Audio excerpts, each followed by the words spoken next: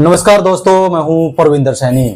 दोस्तों, आज हमारे साथ योगेश सिलानी हैं, जो कि पूर्व भारतीय जनता पार्टी के नेता रह चुके हैं और फिलहाल जो है वो सामाजिक कार्यकर्ता के तौर पर काम कर रहे हैं। उनकी अगली प्लानिंग क्या होगी और आखिरकार किस वजह से उन्हें पार्टी से बाहर का रास्ता दिखाया गया, इन्हीं तमाम विषयों को लेकर योगेश सिलानी हमारे साथ है। योगेश जी, सबसे पहले आपका कार्यक्रम में स्वागत है। नमस्कार परविंदर जी और सभी आपके दर्शकों को मेरी तरफ से हाथ जोड़कर नमस्कार, पुनः धन्यवाद, थैंक यू। योगेश जी, आपने लंबे समय तक भारतीय जनता पार्टी के लिए काम किया है, तो आखिरकार वो क्या वजह रही जिसके चलते आपको पार्टी से बाहर का रास्ता दिखा दिया गया? वैसे सही मायने में तो मुझे भी वजह समझ में नहीं आई है। इसके पीछे बहुत बड़ी राजनीतिक सोच है किन्हीं व्यक्तियों की, तो उसी वजह से, बाकी कोई ऐसा तो मैंने अनुशासनहीनता नहीं की थी कि मुझे पार्टी से बाहर निकाल दिया जाए। आप जिला परिषद के वाइस चेयरमैन थे, टिकट के बादले से दावेदार भी थे कि आपको टिकट भी मिल सकती है, लेकिन क्या आपको लगता है कि जो वरिष्ठ नेता हैं, क्या उनके चलते आपको बाहर रास्ता दिखाया गया? क्या उनके चलते आपकी टिकट काटी गई? क्या जो हालात बने हुए, क्या उनके चलते हैं ये? टिकट का तो परविंदर जी क्या है, देखो बहुत सारे कार्यकर्ता हैं जिनकी अपनी मंशा रहती है। तो मैं भी एक भारतीय जनता पार्टी का छोटा सा कार्यकर्ता हूँ, पहले भी था, अब भी हूँ, आगे भी रहूंगा। तो किसी भी कार्यकर्ता का किसी भी पार्टी में, पार्टी का अपना संविधान है, टिकट मांगने का हक है, और मैंने उसी हक से भारतीय जनता पार्टी की 2019 में भी टिकट मांगी थी। तो हाँ, किसी को इंडिविजुअली ये बात समझ में नहीं आई हो, अच्छा नहीं लगा हो, तो उन लोगों ने भाई कोई भी षड्यंत्र करके और फिर उसके पीछे वो मुझे पार्टी से बाहर कराने का काम किया।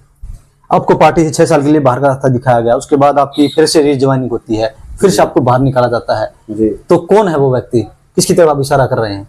देखो, नाम लेने की कोई खास जरूरत नहीं है मेरे ख्याल से तो, और हम जजर में बैठ करके आज ये शो कर रहे हैं आपका, और सभी को पता है उस बात का, तो मैं उचित नहीं समझता कि उनका बार बार नाम लिया जाए। मैं लेता भी नहीं हूँ और नहीं मैं जरूरी समझता हूँ। बाकी जनता है, जनता को सभी पता है, आपके दर्शक हैं, बहुत समझदार हैं, बहुत वो कमेंट्स करते हैं अच्छे अच्छे। मैं भी आपके निरंतर शो, आपके पॉडकास्ट, ये जो कार्यक्रम देखता रहता हूँ। क्या आपकी मंशा है कि आप भारतीय जनता पार्टी ज्वाइन करें या फिर आप किसी और पार्टी में जाना चाहोगे?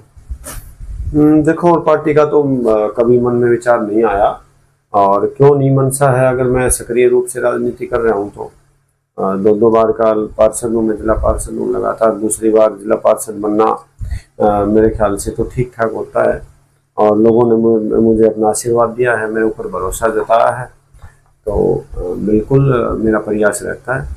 क्या आप भारतीय जनता पार्टी जो नीतियां, क्या आप उन्हें विश्वास करते हैं? जिस तरीके से बिना पर्ची खर्ची के नौकरियां हों, ऑनलाइन ट्रांसफर पॉलिसी हो, क्या आप भरोसा करते हैं भारतीय जनता पार्टी की नीतियों में?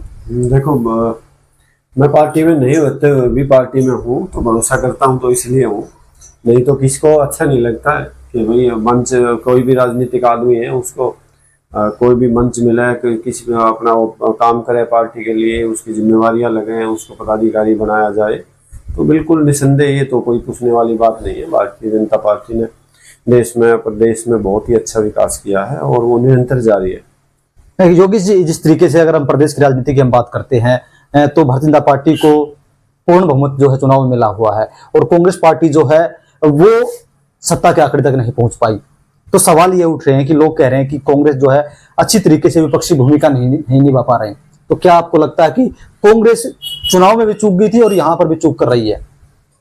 एक्चुअली में कांग्रेस का जो अपना अंदरूनी जो सिस्टम है, जो अंदरूनी झगड़ा है, जो एक हर नेता को कहीं ना कहीं ये लगता है कि तेरा कौन सा स्थान सुरक्षित है या नहीं है, तो कांग्रेस तो उसी से बाहर नहीं निकल के पा रही है। प्रदेश में विपक्षी भूमिका उसको कहाँ निभाएगी?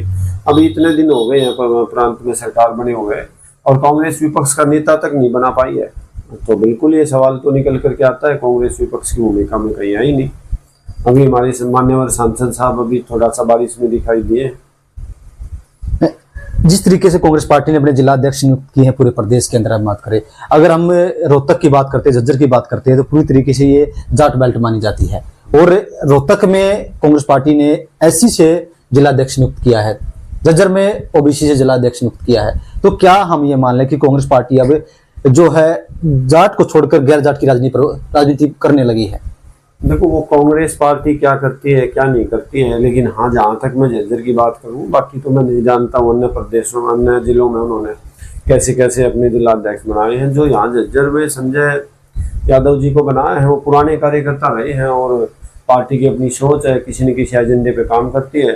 तो कहीं उन्होंने जाट को ही बनाया है, कहीं नॉन जाट को ही बनाया है। बाकी ये सवाल तो आप किसी दिग्गज कांग्रेसी नेता से पूछोगे तो वो इसका जवाब अच्छे से दे पाएगा।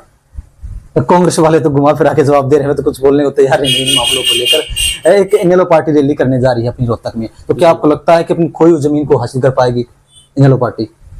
देखो कुछ उनका वोटर है जो बड़ा कंफ्यूज रहता है। वो जो पहले इनेलो का वोटर सपोर्टर होता था लंबे समय से, जो उनके साथ जुड़े हुए परिवार थे, तो वो पहले इनेलो एक थी तो एक थे, फिर उसके बाद में जेजेपी बाहर आई तो कुछ ज़्यादा लोग जेजेपी में चले गए। और अब उसके बाद में जब जेजेपी का इतना बुरा हाल हुआ है, मैक्सिमम सीटों पर हार मिली और मैक्सिमम सभी सीटों पर हार मिली, मैक्सिमम सीटों पर उनकी जमानत जब्त हुई और उनके खुद जो सुप्रीमो थे दुष्यंत चौटाला जी, उनका भी बड़ा बुरा हाल हुआ है। तो उनका तो मेरे ख्याल से यही ज़्यादा लगता है कि भाई अब अपना कम से कम अपने जो लोग बाहर गए हैं अभी तो उतना ही है कि उनको वापस अपना जेजेपी से इनेलो में ले लिया जाए। बाकी अभी बहुत टाइम है, देखते हैं आगे आगे क्या होता है। अभी बड़े कठोर और गुस्से वाले शख्स हैं अभय चौटाला जी, कब किसको क्या कह दें और कौन सी बात कब किसको बुरी लग जाए कुछ नहीं कहा जा सकता। आजकल तो सब कुछ कैमरे के सामने है। योगी जी, हम देख रहे हैं कि पिछले काफी लंबे समय से आप बीजेपी से दूर जरूर हैं, लेकिन आप आरएसएस के साथ जुड़े हुए हैं, तो क्या आपकी ये बात किसी को खलती नहीं है? नहीं, आरएसएस में कोई ना तो कोई ऐसा पदाधिकारी बनाया जाता है, ना कोई ऐसा डीसीएसपी को मैसेज भेजा जाता है। आरएसएस तो एक अपना संगठन है जो राष्ट्रीय हित में काम करता है और मैं भी एक उसका छोटा सा स्वयंसेवक हूँ। बस इतनी सी बात है और इसमें इसको राजनीति से जोड़ के बिल्कुल नहीं देखा जाना चाहिए। आप भारतीय जनता पार्टी के जो भी कार्यक्रम होते हैं उनमें तमाम कार्यक्रम आप दिखाई देते हैं, जो सरकार के लोग हैं आप उनसे मुलाकात करते हैं, तो क्या आपको पार्टी के अंदर लाने की जो कोशिशें हैं वो नहीं हो रही? मन से तो भाजपा ही हूँ मैंने पहले भी बताया आपको। और जब उचित समय आएगा तो अच्छा होगा, ऐसा कोई मैं जल्दबाजी में नहीं हूँ। और जब प्रभु इच्छा होगी और चीज़ें ठीक होंगी, अनुकूल होंगी, तो सारी चीज़ें ठीक हो जाएंगी बिल्कुल। क्या जिस तरीके से आपको पार्टी से बाहर किया गया, आप पार्टी से बाहर रह के काम कर रहे हैं, तो क्या चुनाव लड़ने की इच्छा आपके मन में अभी भी है कि अगला चुनाव जो है लड़ा जाए? क्यों नहीं, बिल्कुल है। चुनाव लड़ने की इच्छा 19 में भी थी, 24 में भी थी और आगे भी रहेगी। और बहुत सी चीज़ें इंसान ने भाग्य पर भी छोड़ देनी चाहिए और अपना कर्म करो और जो होगा वो मंजूर है। योगी जी, जिस तरीके से आप लगातार 2 बार जिला पार्षद से जो है चुने गए हैं, पहले भी थे और इस बार भी हैं लगातार, तो अच्छा खासा आपके पास वोट बैंक भी है, तो आखिरकार पार्टी को दिक्कत क्या हो रही है, वजह क्या हो रही है? पार्टी कहाँ चूक कर रही है? देखो क्या है, पार्टी जब सत्ता में होती है, कोई भी दल जब सत्ता में होता है तो कहीं ना कहीं काम करने वाले कार्यकर्ता कई बार थोड़ा सा पीछे रह जाते हैं। और यहाँ तो घूम फिर के एक ही बात आती है झज्जर जिले में, तो जिन श्रीमान जी महाशय जी को मेरे से दिक्कत है बस उन्हीं की है। बाकी तो माननीय मुख्यमंत्री जी, पूर्व मुख्यमंत्री जी हैं, संगठन मंत्री जी हैं, प्रदेश अध्यक्ष जी हैं, सभी लोगों से मेरा मिलना जुलना निरंतर रहता है। और पार्टी के कोई कार्यक्रम है, कार्यक्रमों में खैर मुझे बुलाया नहीं जाता है, लेकिन पता तो रहता है। आजकल सोशल मीडिया का ज़माना है और जितना हो पाता है मैं कहीं ये नहीं कहता कि अभी पार्टी का विरोध नहीं करते हम किसी भी लेवल पर, और हम भाजपाई हैं तो हैं। अगर मान ली पार्टी आपको लगातार इग्नोर करती रहे तो दूसरी पार्टी में विचार? इग्नोर तो अभी देखो, पार्टी इग्नोर नहीं कर रही है, कुछ कोई इंसान इग्नोर कर रहा है। पार्टी इग्नोर कर रही होती तो मैं विचार बिल्कुल बना लेता। पार्टी इग्नोर नहीं कर रही है मेरे को। पार्टी इग्नोर करती तो ये सभी पार्टी में, पार्टी के मुख्यमंत्री हैं, पार्टी के संगठन मंत्री हैं, पार्टी के प्रदेश अध्यक्ष हैं, पार्टी के मंत्री हैं, निरंतर हर सप्ताह मेरा मिलना जुलना रहता है। कल भी मेरे पास में वीरेंद्र जी बड़े खालसा ओएसडी तो सीएम आए हुए थे, कोई कार्यक्रम कर रहे हैं। वो 15 नवंबर का दादा कुशाल सिंह भैया जी के 350वें बलिदान दिवस पर, और बाकायदा उन्होंने मुझे प्रदेश का संयोजक का दायित्व दिया हुआ है और हम उसमें लगे हुए। बहुत अच्छा सक्सेस कार्यक्रम होगा। अभी आप फिलहाल जैसे सामाजिक कार्यकर्ता के तौर पर काम कर रहे हैं, तो मजा किस में आता है? पार्टी में मजा आता है या सामाजिक कार्यकर्ता के तौर पर खुले में काम करने में मजा आता है? देखो, काम करने वाले तो काम करते हैं। अब आप पत्रकारिता कर रहे हो, आप आज तक के लिए करो तो आपको अच्छा लगा, और ज्यादा मिटा आ जाए, अब अपने चैनलों के लिए कर रहे हो तो काम करने वाले को तो काम करने में मजा आता है। हाँ, निसंदेह अगर पार्टी पदाधिकारी हैं तो उसमें थोड़ा सा लगता है। तो चलिए दोस्तों, कहीं ना कहीं जो है योगेश सिलानी ने अपनी दिल की बातें कही और उन्होंने साफ तौर से भी कहा है कि कुछ व्यक्ति हैं जिन्हें उनसे दिक्कत हो सकती है, लेकिन वो बीजेपी के साथ अपनी नजदीकियां आगे भी जारी रखेंगे। योगेश जी, हमसे बातचीत करने के लिए आपका बहुत बहुत धन्यवाद। थैंक यू, धन्यवाद प्रवीण जी।